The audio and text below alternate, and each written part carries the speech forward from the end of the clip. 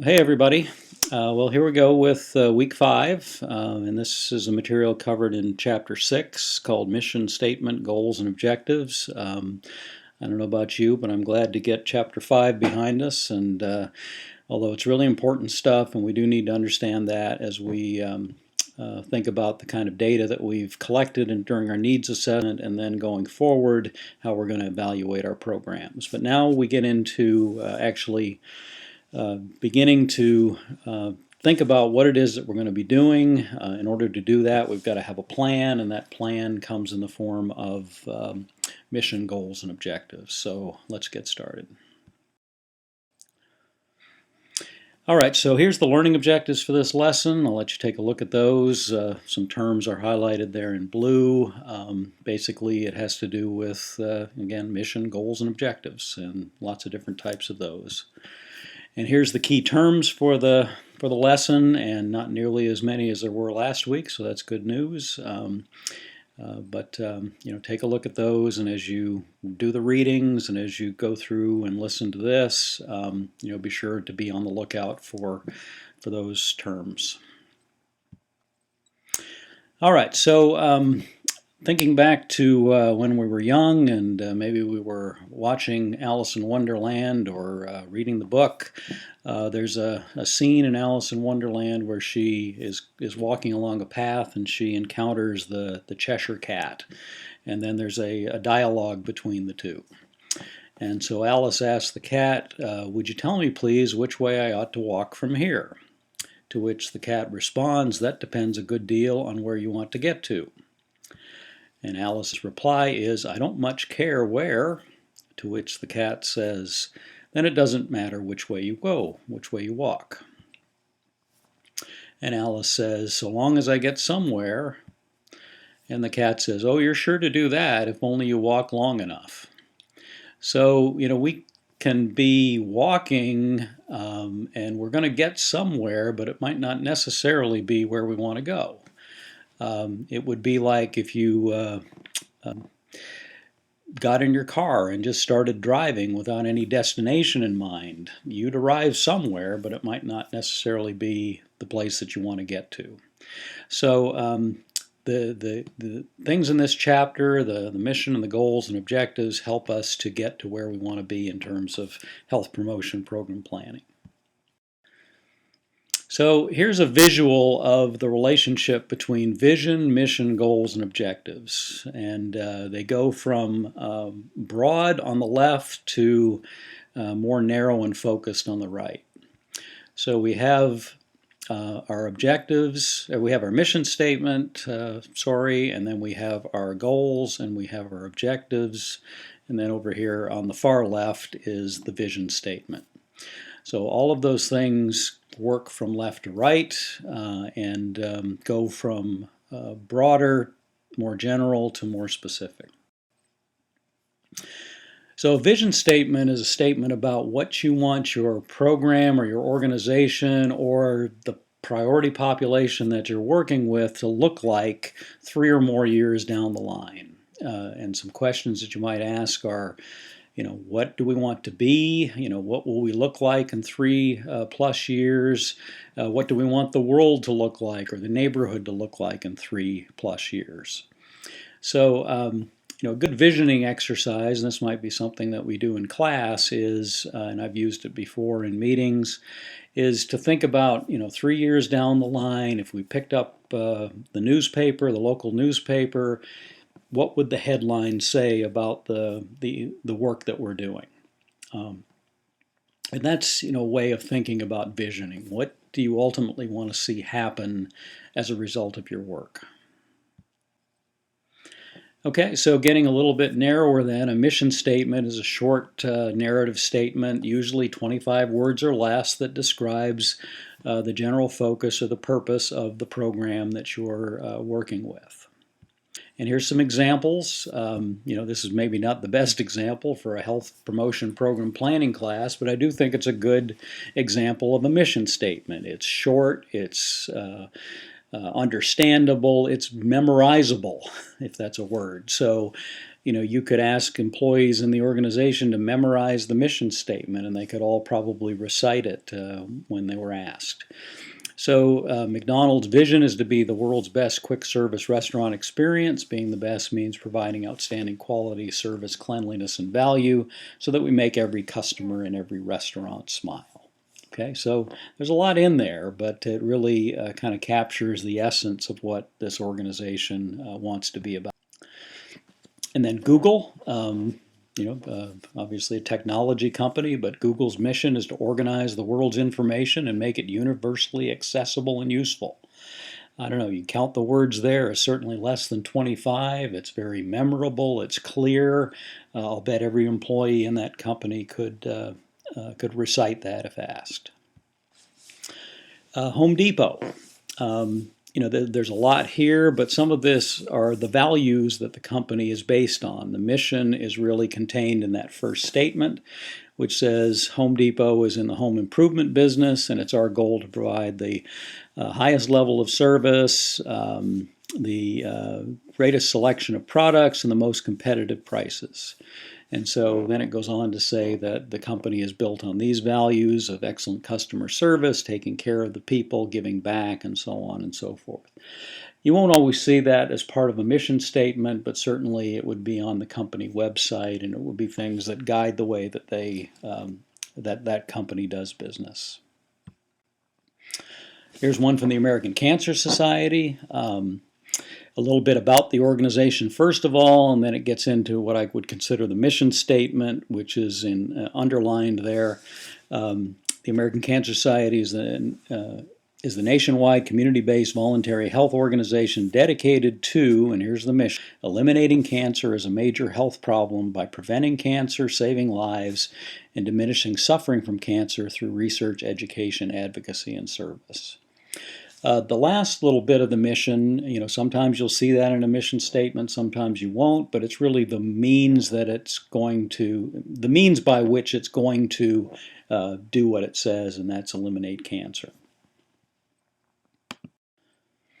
Here's the organization that I direct here for Georgia College, for the College of Health Sciences, called the Center for Health and Social Issues. This is our mission statement: to improve the health of the residents of Central Georgia through collaborative campus community partnerships, to provide research and education concerning contemporary health problems and social issues.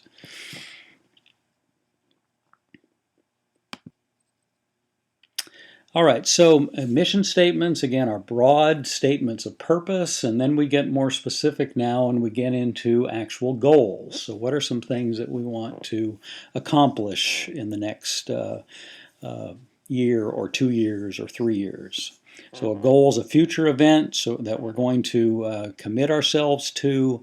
It should include who's going to be effective and what's supposed to change, but it's not going to be nearly as specific as what comes next, and that's objectives. So examples of characteristics of goals, again, they're more encompassing, they're more global.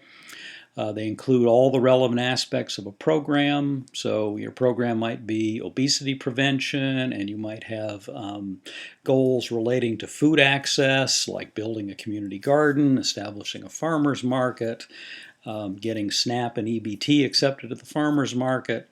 You might have things related to physical activity, such as building a trail or getting a policy passed, requiring kids to get so many minutes of physical activity per day. So you would have goals for each of those program focus areas. Provides for overall direction for the program. So the goals are like the rudder of a ship. They keep you focused. They keep you going in the direction that you're wanting to travel. Goals usually take longer to complete than the intermediate steps, which are the objectives. We don't necessarily put a deadline, timeline on them, and we don't often the goals are not directly measurable. They're measurable through the objectives, as we'll see in a few minutes. So here's some examples of goals, 3 of them. One, to raise the survival rate of breast cancer patients through the optimal use of community resources. So it's pretty clear what we want to do. We want to improve the survival rates of breast cancer patients. doesn't necessarily say how we're going to do that. It doesn't say how much. It doesn't say by when. That comes later with the objectives. Second goal, reduce prostate cancer deaths among African American men through early detection. Again, doesn't say by how much. It doesn't say by when. And then another one that could be used locally here, to reduce the incidence of cardiovascular disease in Milledgeville city employees. So a little narrower population, but still the idea of a general goal of reducing the incidence of this chronic disease. So what we do now is we take those goals, we take each one of the goals and we break them down into more specific objectives. And there could be 2, 3, 4, a dozen different objectives for each goal, just to make sure that it just depends on what the goal is and how we're going to go.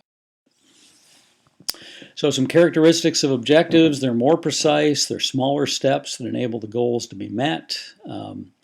They specify the intermediate accomplishments that represent progress towards the goal.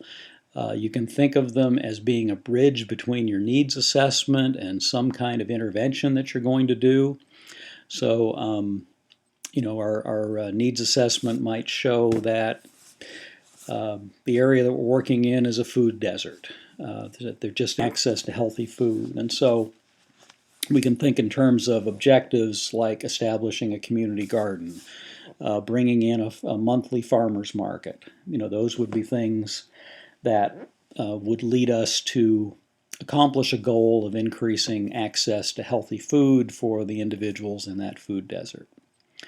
And objectives usually have 4 elements to them, not always, but a lot of times they'll have these 4 elements to answer, who's the population we want to demonstrate. And we want them to demonstrate something, and there's got to be a measurable there. That's the how much, and then we have a definite timeline to objectives. So who will do how much of what by when? If you can answer those questions in an objective, you've got a good one. All right, so another thing to think about in terms of objectives is that they should be SMART, which is an acronym. It's not SMART that we looked at back in, the 3rd chapter on planning models. There was a SMART planning model, the social marketing assessment and response tool. This is not that. This is, again, relating to objectives.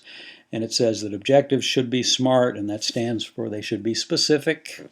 Again, obviously a lot more specific than goals. They should be measurable so that we can clearly say that this objective has been accomplished.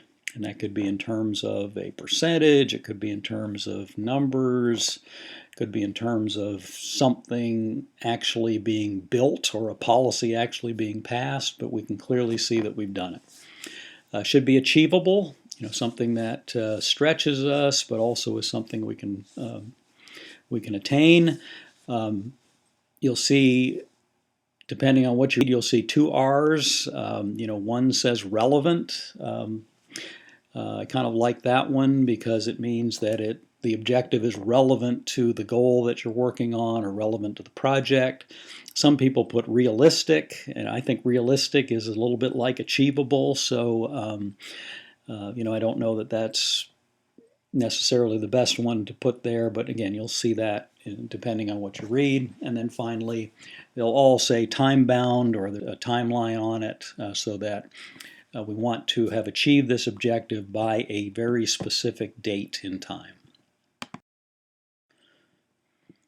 Okay, and then there are different types of objectives, or your book calls them levels of objectives, that kind of go along with, if you remember back to the evaluation stages in the precede-proceed model. We have process evaluation, impact evaluation, and outcome evaluation. So it would make sense that we have process objectives, impact objectives, and outcome objectives. Process are the things that we have to do on a daily basis to get things done. You can think of it in terms of your daily to-do list. And then impact are the changes in attitudes, knowledge, and behaviors of the priority population. And so you've got some different subcategories of impact objectives. You've got learning objectives. So if you've got an educational component to your program, what specific things do you want people to take away from that experience? Behavioral objectives, if you're teaching individual skills like CPR, for example, or how to take blood glucose levels. Those are specific skills that you teach, or behaviors. If you want people to adopt better eating behaviors, those are behavioral objectives. And then finally, things that we do in terms of the policies and the built environment. Those can be put in the form of objectives that we would call environmental objectives. Also seen it environmental/policy objectives. Either way. And then finally, outcome. Those are the things that we're looking at down the road. Those would be reductions in the incidence of, chronic disease or morbidity or mortality that we want to keep in mind. And we always want to be working towards those. But again, they're probably 12 months, a year, 2 years, 3 years down the line.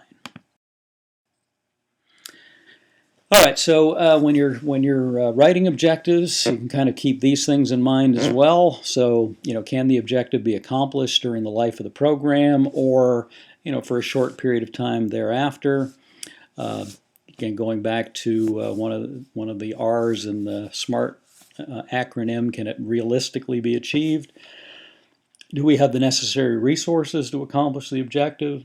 And resources usually means in the form of people and the knowledge that the people possess, the skills that the people possess, and of course money.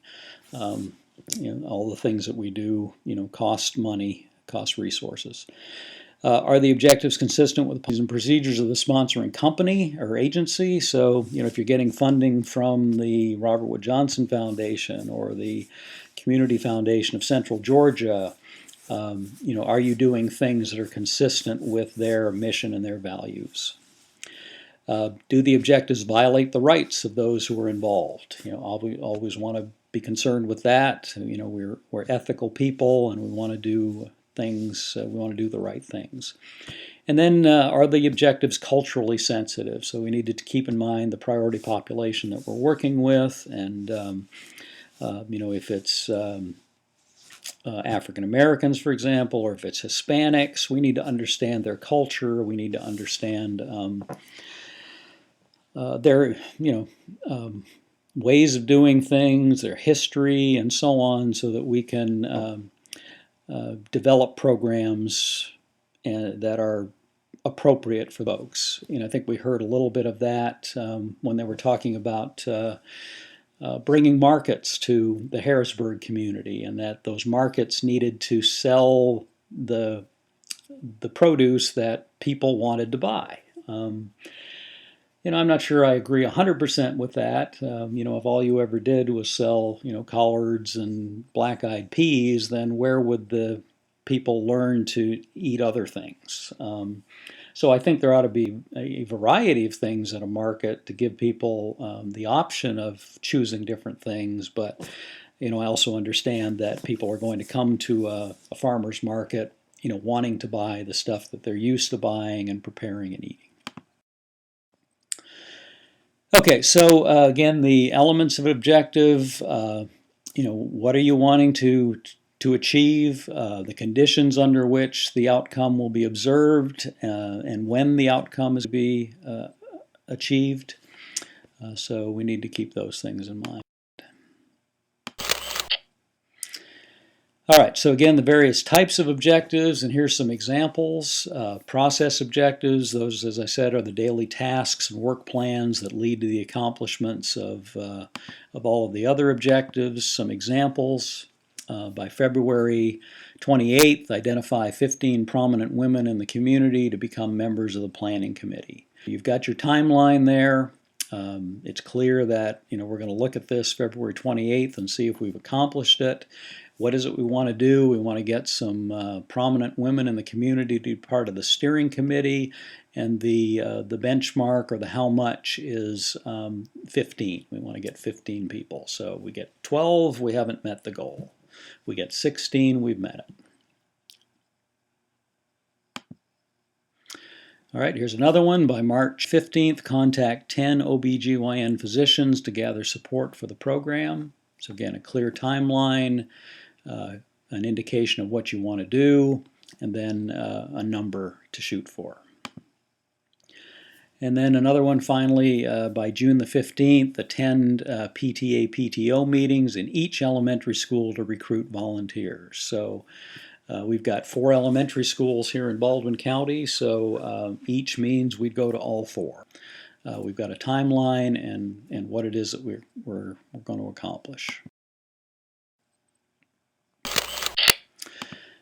All right, so now we've got another classification of objectives. This would fall under impact, but these are learning objectives that describe the knowledge, attitude, or skill changes that need to occur. So some examples.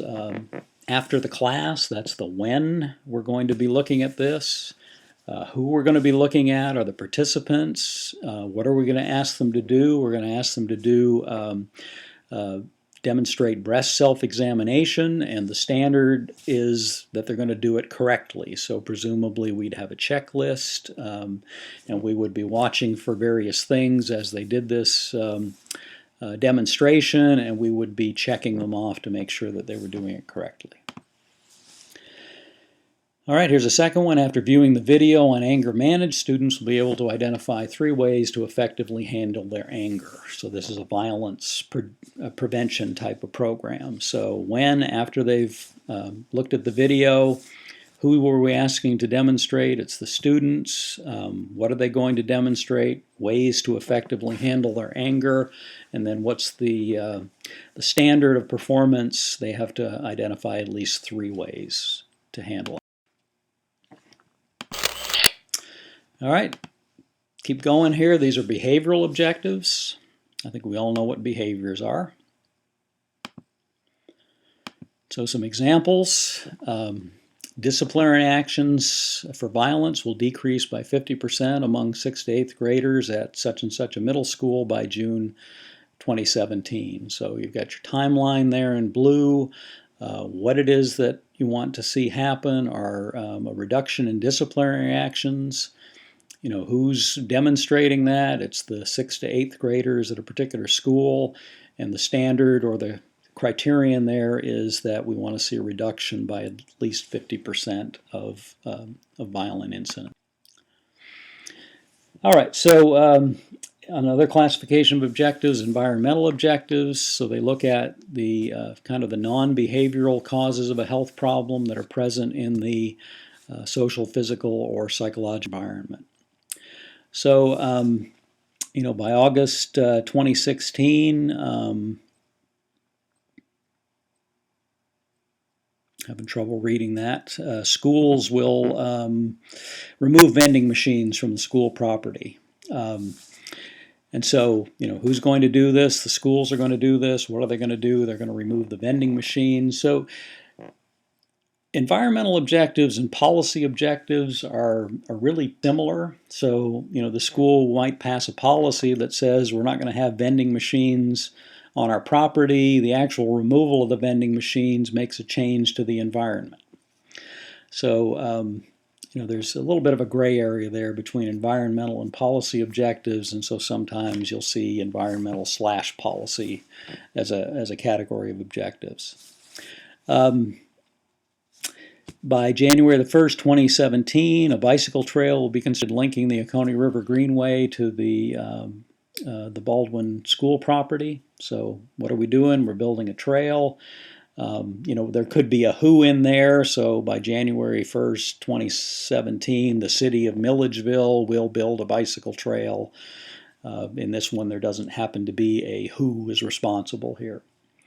And then the last one, by August 15th, this is a policy objective. The Board of Education will pass a policy encouraging all students to get 50-minute physical activity during the school day. Again, the last two are things that Live Healthy Baldwin is trying to make happen here in Bill.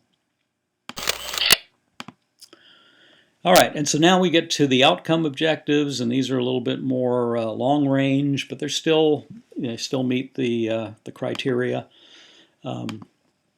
So these are changes in incidence rates of chronic disease or some other thing. So by December 2020, breast cancer deaths will decrease by 15% among the residents of Baldwin County, Georgia. So you've got your timeline, you've got what you want to see happen, a reduction in breast cancer deaths, by whom, and that's the residents of a particular county, Baldwin, and then you've got your standard of measurement, which is a 15% reduction. Okay, so just kind of as a review, your objectives ought to be clear statements. They should include only one indicator. I often see students trying to pack 2 or 3 things into an objective, and if you don't make one of those, what does that mean? Does that mean that the whole objective doesn't get met? So, be sure to make your objectives include just one thing that you're wanting to do. Objectives should have a reasonable time frame to them, should be stated in terms of what we want to accomplish or performance, and not, we want to eat better, we want to try harder. Those are not measurable. And they should be realistic and within control of the people that are responsible for making them happen. And they should be relevant, logical, feasible, observable, and measurable. All right, so here's some links that you can go to Healthy People 2020. For each of these, diabetes, heart disease, you're going to see a goal, and then you're going to be able to drill down. There's a tab at the top for objectives, and there'll be oodles of objectives under each one of these things. They're mostly going to be outcome objectives. And if you click on a particular objective, the objective itself might not look like it has all of the elements. It might not look like it has a measurable or a date. But if you click on the plus arrow out to the right, it will give you some more information. It'll tell you what the baseline for that particular objective is. It'll tell you what the target is, and it'll tell you who's responsible for making it happen. Okay, so I encourage you to go and look at those things because they're very relevant to what we're trying to do this semester in our health promotion program planning class. And then just a reminder, again, we looked at this a week or so ago, but this is the social determinants of health, and these are things that we need to keep in mind, that health is just not all our own doing. A lot of it has to do with the environment that we find ourselves in, things like education and poverty and unemployment and crime and all of those kinds of things. All right, so if you want to test yourself, go back to those learning objectives to see how you feel about what you're able to do there. These are things that we're going to be doing this semester as we plan what we're going to be doing out in the community. But think about a vision statement. So what would we want to see for the Harrisburg community 3 or more years from now? Again, that newspaper headline. What would that newspaper headline say about the health of Harrisburg? And then write a mission statement, 25 words or less, for what we're trying to do. Come up with at least 2 goals for the program, and then for one of the goals, see if you can write a process, a learning objective, an environmental, and an outcome objective.